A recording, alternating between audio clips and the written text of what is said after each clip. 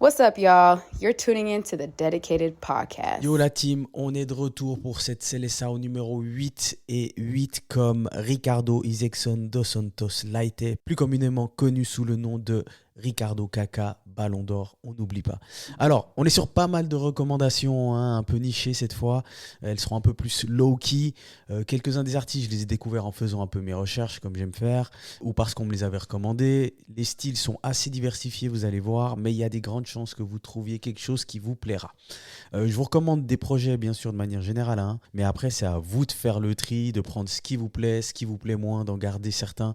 Moi, je ne mets pas toujours des albums que j'aime dans leur entièreté. Certaines fois, j'aime juste un ou deux sons. Des fois, j'aime le projet de manière générale.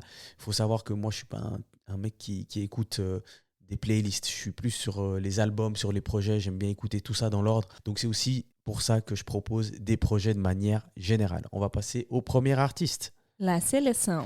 Alors, le premier artiste, c'est Lekan, un chanteur R&B américain et nigérian. Il a sorti son projet For All the Right Reasons, volume 1. Déjà, on peut deviner qu'il y aura une suite parce que c'est un volume 1.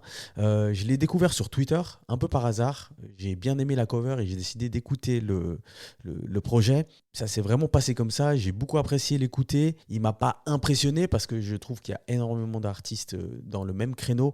Mais honnêtement, j'ai beaucoup aimé le projet. Il y a même certaines sonorités un peu afro. Ça m'a rappelé Odile.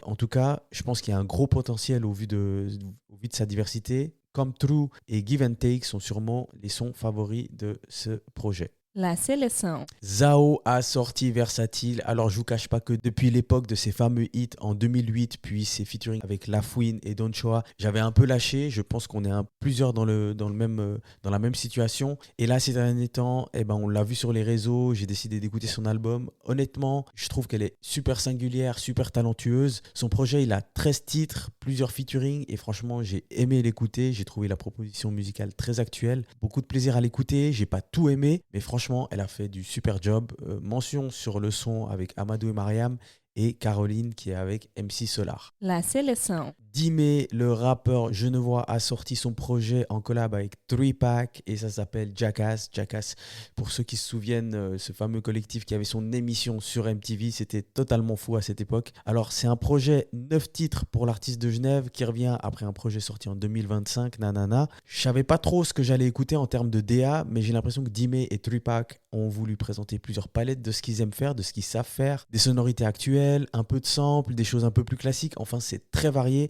Et j'ai bien aimé Breakda et Marabout. Le reste, un peu moins, mais je pense que ça demande sûrement d'autres écoutes. Donc, je vais donner un peu de temps. Allez donner une écoute à l'artiste genevois, l'artiste suisse. C'est toujours très important. La Seleção. Buddy, l'artiste de la West Coast, est aussi de retour avec son album Simi Sims 3. Alors Buddy, personnellement, moi je l'avais découvert à travers Nipsey Hussle. Il avait d'ailleurs un featuring dans l'album Victory Lap de Nipsey. J'avais beaucoup aimé son projet Super Ghetto avant de lâcher un peu et plus trop suivre, pour être très honnête. Puis là, il a sorti un nouvel album et je ne savais pas trop sur quoi j'allais tomber. Et il y a vraiment plein de belles choses, du rap boom bap. On retrouve un peu le soleil de la West Coast.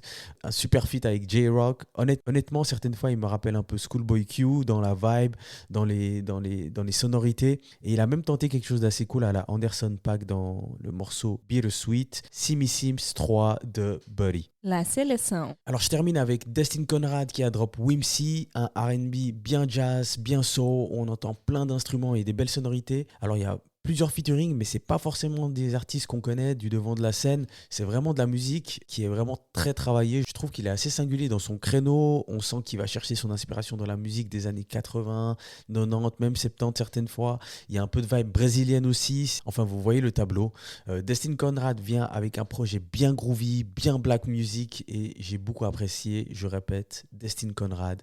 Wimsey. Voilà, on termine cette Seleção. Pas mal de projets sont annoncés ces prochaines semaines. Honnêtement, moi j'attends beaucoup celui de Joel Hussein qui a d'ailleurs sorti un nouveau single qui s'appelle Otoko. Comme d'hab, la playlist est dans la description. N'oubliez pas les 5 étoiles sur toutes les plateformes. Et voilà, passez le message à vos voisins. Peace out.